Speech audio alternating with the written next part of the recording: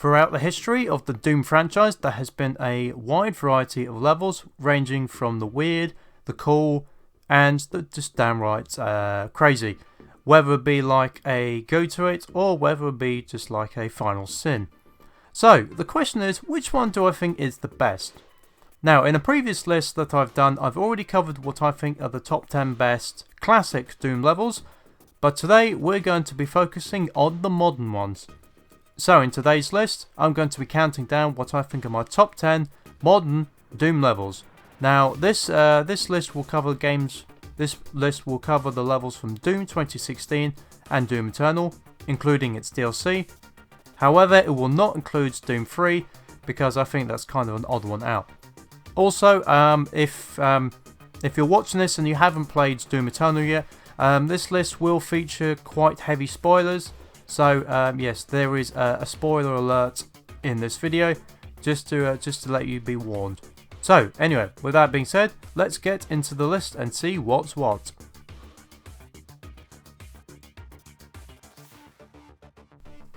Number 10, the Necropolis, Doom 2016. So I'm starting off with a Doom 2016 level, and I should immediately straight away that yes, obviously there is some gameplay difference between the two.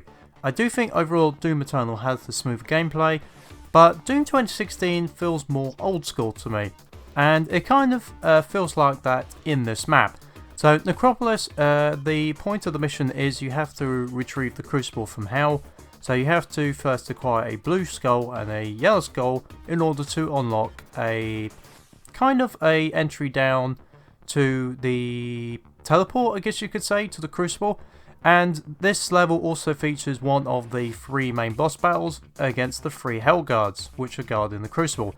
Yes, so this is obviously quite crucial in the Doom story, especially in Eternal, because, yeah, spoilers, of course, when you get the Crucible in the sequel, you eventually get it back, and it also it will power your station. So the Crucible does become a key part of the story, that's for sure.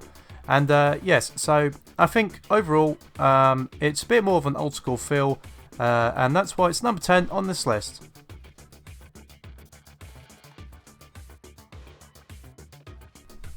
Number 9, The Halt, Doom Eternal, The Ancient Gods, Part 1. So this is the first of the DLC missions on this list. I admit there is a couple, because I do think personally they are some of the best designed levels that Doom has ever featured.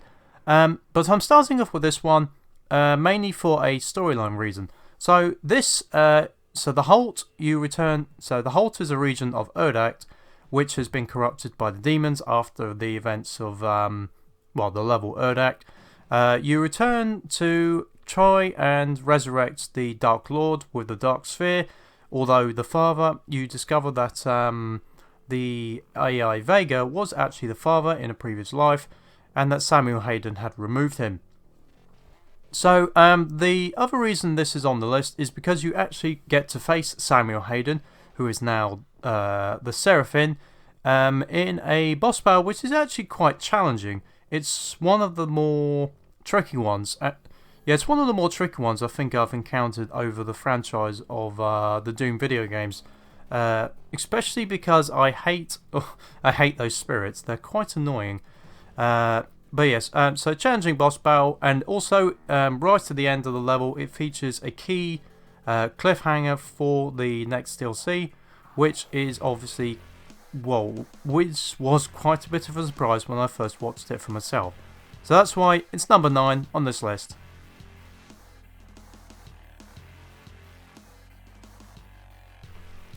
Number 8, Imrora, Doom Eternal, The Ancient Gods, Part 2. So another one of the Ancient Gods DLC missions. This one has possibly the best intro to a Doom Eternal level that they've ever done. So we've seen hints of the war between the armies of hell and the warriors. I can't remember the name. You're gonna have to excuse me.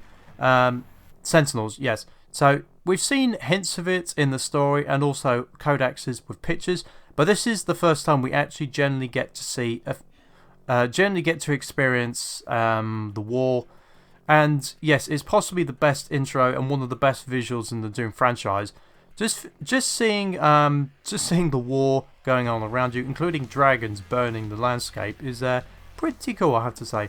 The only reason this isn't higher on the list is because this is kind of a tale of two halves. The first half is like really cool, like seeing the war around you, but the second half, when you get into the capital city itself, some of the landscape feels a little bit like Urdact. It feels a little bit similar. I suspect it was probably meant to be like that. I suspect. But overall, I feel like it's not as interesting when you get inside the capital city itself. But like I said, I couldn't ignore that opening sequence, so that's why I'm putting it at number 8 on this list.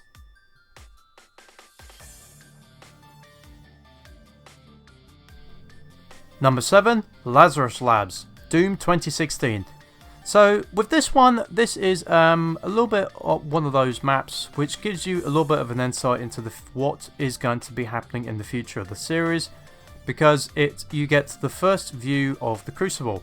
As I said earlier, the Crucible plays a fairly key role later on in the Doomslayer's timeline, so I had to include it for that reason.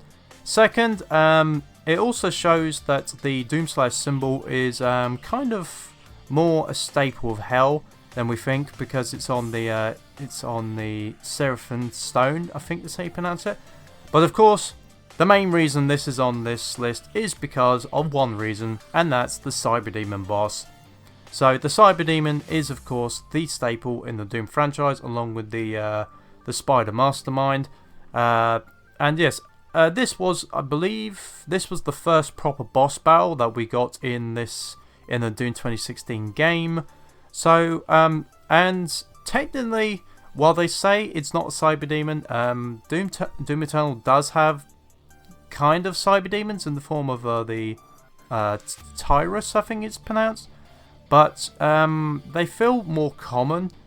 In Doom Eternal, but you only get to face one in Doom 2016, and it's on this level. So that's why I included the Lazarus Labs at number 7 on this list.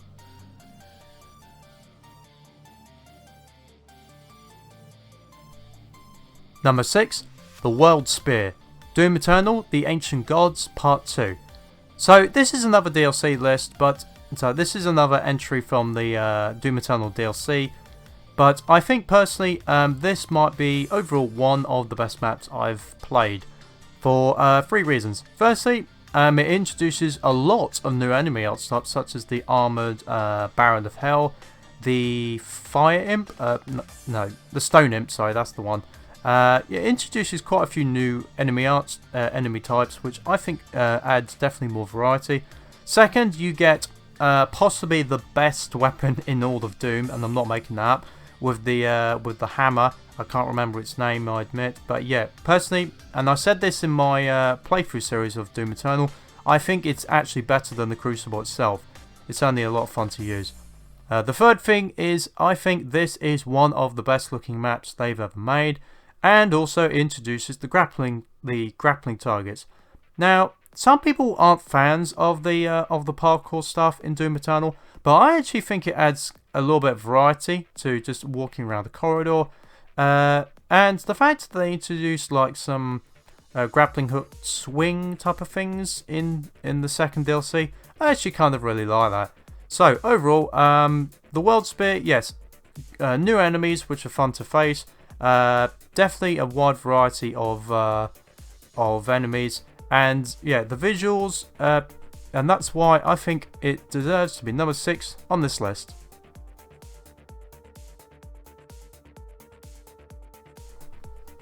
Number 5, Reclaimed Earth, Doom Eternal: The Ancient Gods Part 2. So this is another one of the Earth maps from Doom Eternal, but personally I think this is the best looking one of the lot. In fairness, in the last entry I said that the World Spear was one of the best looking maps. Personally, I think style wise this actually might be the best looking map in all of Doom. So obviously this is a bit different because it's not like Hellscaped or anything. It's like kind of post-apocalyptic type Earth, if I guess you could say. But yeah, it's a bit bright, but it actually kind of represents like a rescued Earth quite nicely, I think. So yes, it's all green, it's all mossy, and it's kind of nice, I have to say. So the level design itself, there's quite a few interesting little things. You've got the introduction, I believe, of the riot soldiers in this map, along with the cursed prowler, which sadly that could actually be now my most annoying doom. So that could be my most annoying demon, going ahead of the spirit, which that takes some doing, that's for sure. The way the map is laid out, I feel like is quite nice to play, and yeah, it's just nice going around. Kind of a different feeling when it comes to Earth. Because normally when we go to Earth, it's like infested with demons or covered in, I don't know, or destroyed. But this kind of represents a, I don't know, a after invasion world, which kind of suits the name of Reclaimed Earth. And so that's why I've decided to put this at 5th place on this list.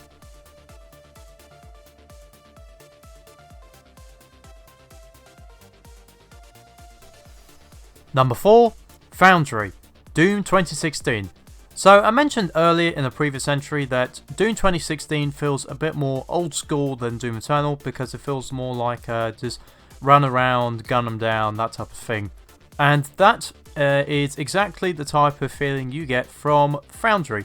So this is one of the earlier maps in the campaign. This is level 3 to be exact, and your objective is to stop the Foundry from going into meltdown and exploding afterwards. The reason this is actually so high on the list is because first off, the way Foundry looks with the balance of the lava, well, molten steel I guess you could say, or whatever they use in the USC base on Mars, actually makes the atmosphere look quite bright, and yeah, it's a nice balance between dark areas and a light, bright Foundry. Second, obviously, I didn't mention this earlier, but with Doom 2016 maps, you do also get the classic areas. That's another thing as well, and this one isn't too hard to find, so that's always nice. And third, it's just I don't know, it's just a nice overall level design, I think.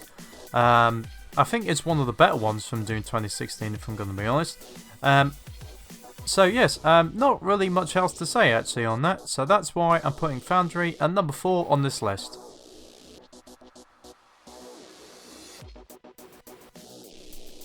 Number 3, Final Sin, Doom Eternal.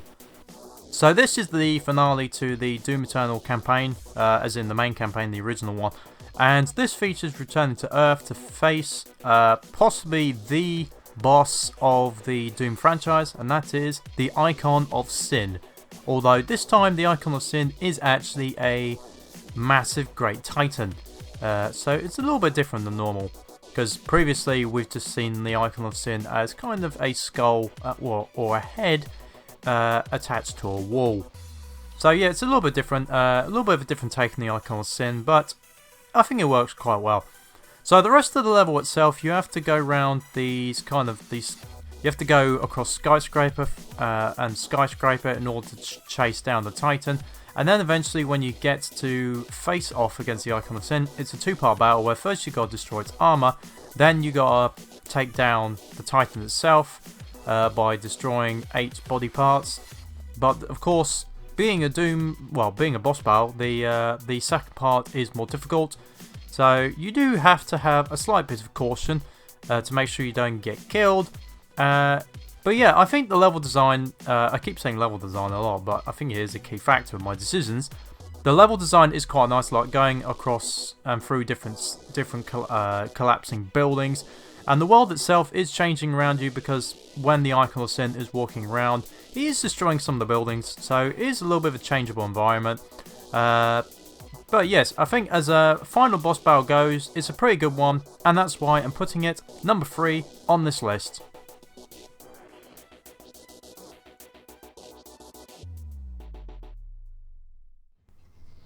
Number 2, Mars Core, Doom Eternal.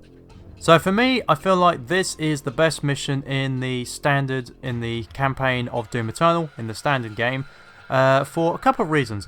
Firstly, it's a little bit of a different take on like the traditional Mars setting, because this time you actually get to be above the surface. Second, it just shows what UAC are up to, because they've developed a super weapon using BFG technology. Third, the level design is really nice, because it's like some proper parkour space jumping. And also it features possibly my favourite line from the franchise.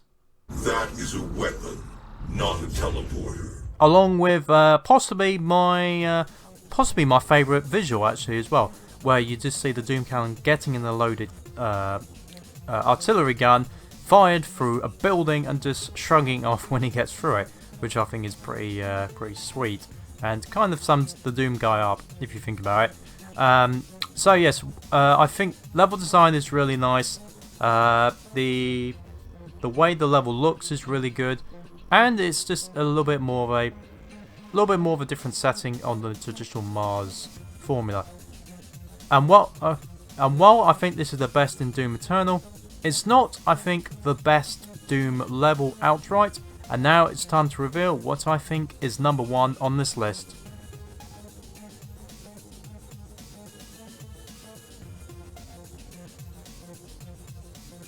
And taking the gold medal position on this list, we have at number 1 the UAC Atlantica facility, Doom Eternal: The Ancient Gods Part 1. That's only a mouthful. So yes, personally I feel like there has not been a level which I've encountered in any modern day Doom game which I feel like is as much fun as this one. And there's quite a few reasons. Firstly, it's the setting. We're battling on a facility on the Atlantic Ocean. First off, that right there, ocean. I don't think there is another Doom game which we've battled on top of an ocean before. At least I feel like that. So that's obviously a very unique setting there. Second, it's quite stormy as well, so it kind of adds a nice atmosphere, I feel like, on the outside. Thirdly, overall, I'd say this is one of the best levels for parkour, because it features some very unique sequences with freight containers, blasts, jets of air, and also just the way the level feels overall, I feel like is quite nice for the parkour. Third, enemies are actually a little bit challenging in this, because this is the first level in which you actually have to face 2 Marauders at the same time. Some people don't like the Marauders because they're too hard. I don't mind them. Each enemy have their different challenges. The Spirit requires the plasma gun, requires the Drain plasma mod. The Doom Slayer needs... the Doom Hunter needs their shield taken down before he can destroy them. And the Armoured Baron of Hell needs their armour destroyed before he can kill them. So it kind of adds their own like little unique thing, I guess you could say. The third thing is the level design itself is quite good, I feel like, because it's got some variety, because at one point you're just going along a normal facility, then the facility self-destructs, and then you're going through a massive flaming wreck. And one of the most unique things is you actually get to go to an underwater section of the base by holding onto a submarine while you dive thousands of feet below. And oh yes, there is also a shark hunting you down in the water. Say no more there. And the final thing is we actually get to finally find out who gave the Doomslayer his powers, and it turns out it was the Seraphim, who was actually Samuel Hayden, before he obviously must have transferred his consciousness out of that body. I don't know how he ended up in the robotic body we find him in Doom 2016. So yes, I feel like this is a very fun map, very good atmosphere, decent amount of enemies, and that's why I feel like this is my favourite level in modern day Doom.